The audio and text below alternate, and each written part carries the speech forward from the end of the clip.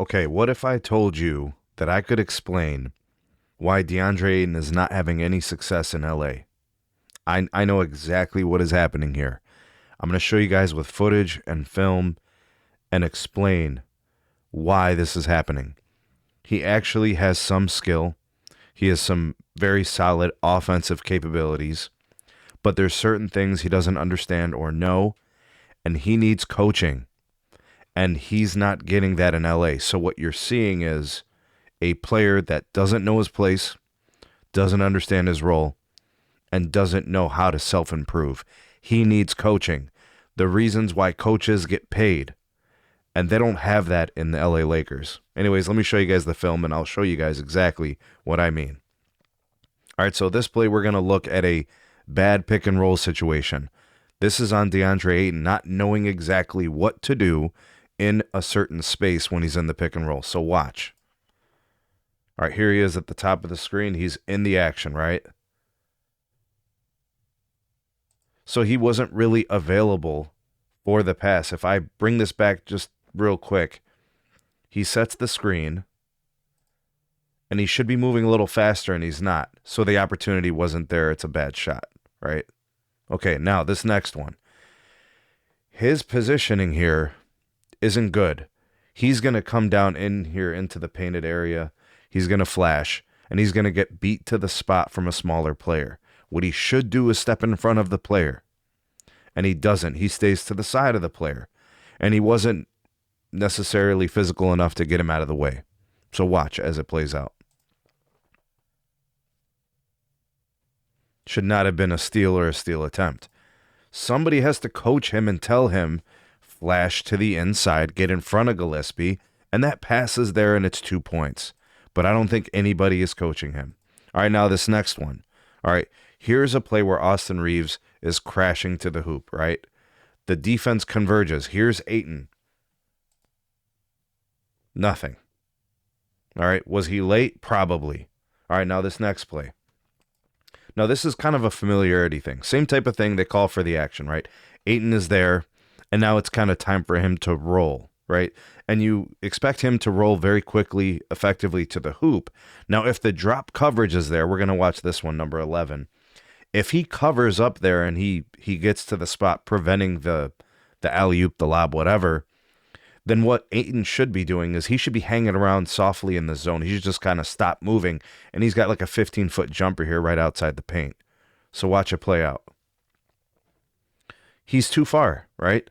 You have, count them, 1, 2, 3, 4 Suns on screen that are near or in the paint completely. And then there's even another helper defender over here if it needs be, if Luka decides to turn away. Right, because LeBron's 40 feet from the hoop, and he's got nothing better to do with himself. Anyways, what Ayton should do is stay right there, or even what he should have did is not rolled so far. And take what the defense gives you here. Is anybody coaching Deandre Ayton? Does he even know that, okay, look at the space I have right now. If Luka just gives me the ball, I have a 15-foot jumper I can just walk right into. But he doesn't know, and I don't think he's being coached either.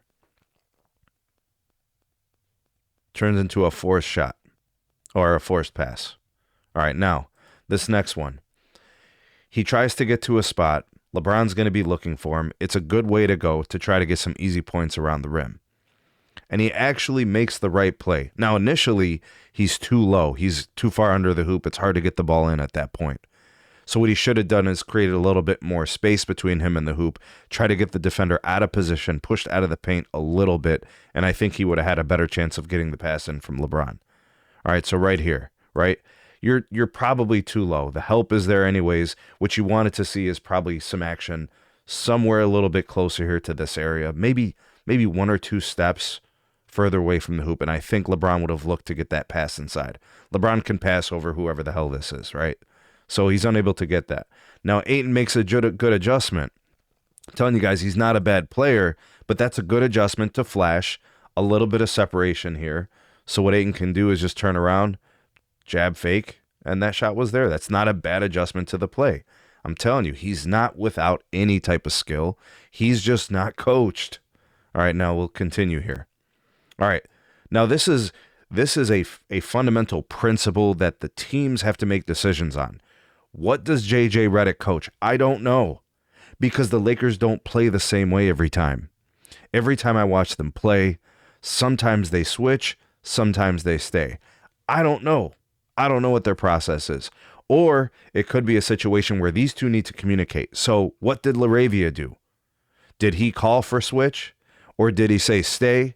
We don't know. So I can't really comment or speculate. But right now I have a matchup problem. Deandre Ayton is too flat-footed to defend number 11. I don't even know who that is. All right, so let's run the play. Ayton tries to match, too flat-footed. He gets beat. To switch or to stay, right? That's really the issue. Now, another thing I want to call out here, when I call to the coaching, is it a better decision to blitz the screen, right? So that would mean that whoever is defending the screener, in this case Ayton, what I mean by blitz is he should be attacking the ball handler, right? Number 12, the guy, I think is it Gillespie? He needs to blitz him, crowd his space, and don't give him options one way or the other. And that gives time for the on-ball defender to then respond, whether it's going to be to fight through or it's going to be to go under or whatever. But I don't think Deandre Ayton's being coached. He simply typically just basically goes under and plays drop coverage. And in the NBA, you play drop coverage, you get crushed. So here it is. He drops. Too much space. And then to make matters worse, he lands right underneath the player. That's an and one. Okay, so we have Ayton making a mistake. We have no philosophy or process on defending screens. All right, so that's a double whammy. All right, now let's check out the inbound ball here. Ayton's at the top of the screen.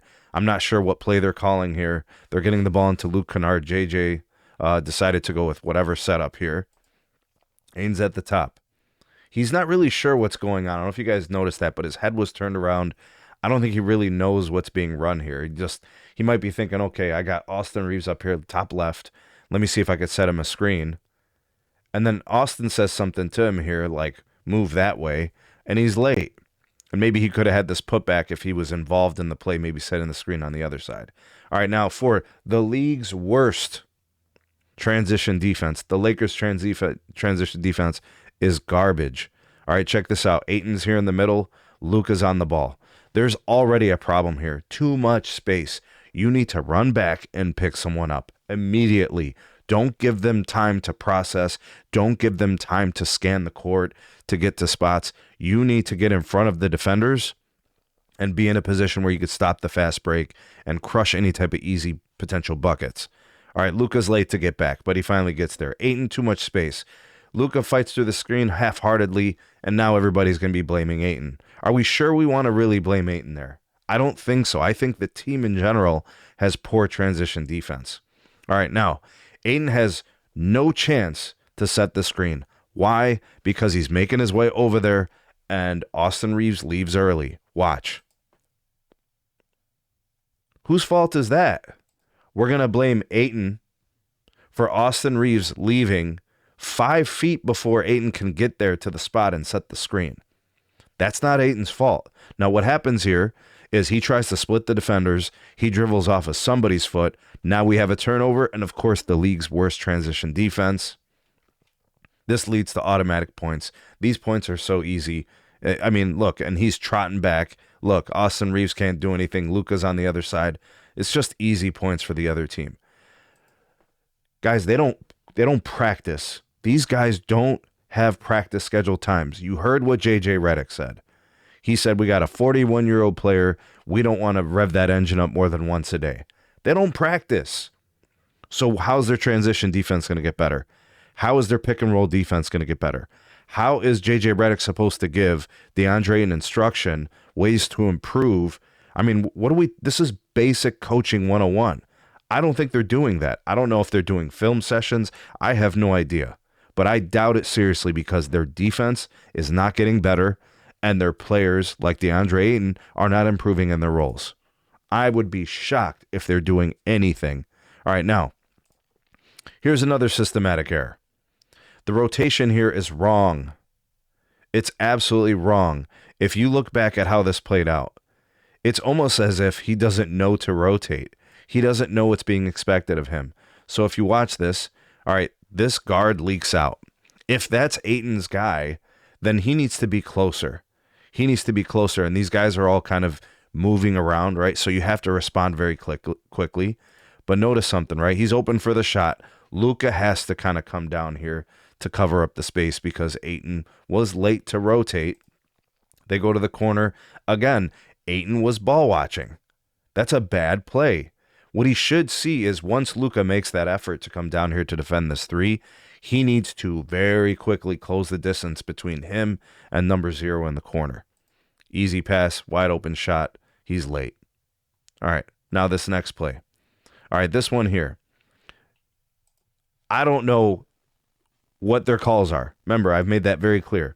I see them play defense different every single possession. They have no process from what I could tell.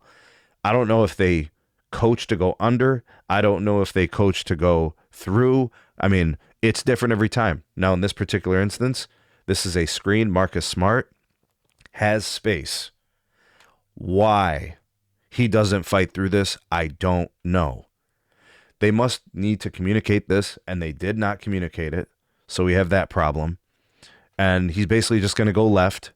Deandre Ayton is looking for someone to rotate, but there's nobody there. There's nobody to rotate. I don't know if I want to blame Deandre Ayton on this. I don't think so. If you look back at the play, the way it starts, there's space. Marcus Smart needs to fight through this.